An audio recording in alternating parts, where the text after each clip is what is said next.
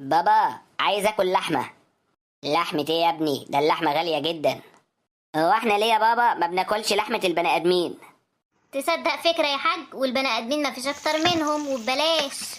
خلاص يلا بينا انا وانت نطلع نصطاد لنا حد وناكله. يلا بينا. ما تنسوش تنقوا حد يكون تخين يقضي معانا يومين. انا هدخل ادور الناحيه دي، وانا هدخل ادور الناحيه دي، ولو حد فينا اصطاد حاجه يجي يقف هنا ويقول يا جزر. خلاص ماشي. يا جزر. الله، اصطادها ازاي دي؟ ايه رايك فيا؟ فنان يا ابني. يلا بقى نروح البيت علشان ناكلها. ناكلها ايه يا اهبل؟ احنا نروح البيت نخلي دي وناكل امك.